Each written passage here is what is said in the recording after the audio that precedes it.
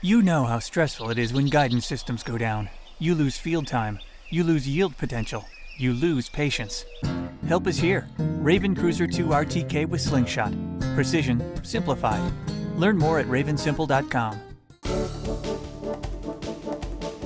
Our weed of the week has a lot of names. I call it Velvetleaf, but it's also called things like buttonweed and elephant ear. Yeah, I mean, there's just all kinds of crazy things. And really, if you haven't ever seen a velvet leaf, that's really a very good description. The leaf is really velvety with very fine, soft hairs, but this is a tough weed. It has lots of seeds. Oh yeah, come on, The reason people call it buttonweed, it has these little buttons that are filled with seeds that even if the plant gets just a couple inches tall in the fall, it can still put on All that right, seed. so here's the thing. 25, 30 years ago, this was actually a tough weed, and we would have to go out and pull these individually, and our dad told us to even burn the weeds to make sure we didn't have velvet leaf. It was probably the worst weed problem on a lot of people's farms. But then we started getting some products that would control it, and now we've got a lot of them. Let's start in corn. What's your best pre-emerge option? Well, the best ones are the bleachers. I like Balance Flexx pre-emerge. I like Lotus, Callisto, Impact, post-emerge. You can use Python. It's a little more expensive to get pre in corn. You can get it post-emerge in something like Hornet. In soybeans, I like Python pre. You could mix it right with a Prowl or a Valor. Does a nice job. Post-emerge Sencor has activity too. Yeah, post-emerge, I like Pursuit or Raptor better than I like First Rate. First Rate is labeled for velvet leaf, but it's got to be pretty small in order to get it. Okay, how about in wheat? Any options in wheat? Well, in wheat, I like Husky. Again, it's got that bleacher component in it. I think that's going to be your best choice. Yep, pre-emerge, you could use Sharpen. So anyway, I don't think velvet leaf is that tough anymore, Darren. I don't think you'll have too much trouble controlling it. Just don't let it go to seed and find out yourself. Yeah, and make sure you spray it when it's relatively small, and you'll have much better success, and you can certainly do it for less money. Well, that's it for our Weed of the Week. Stay tuned. Iron Talk is coming up next.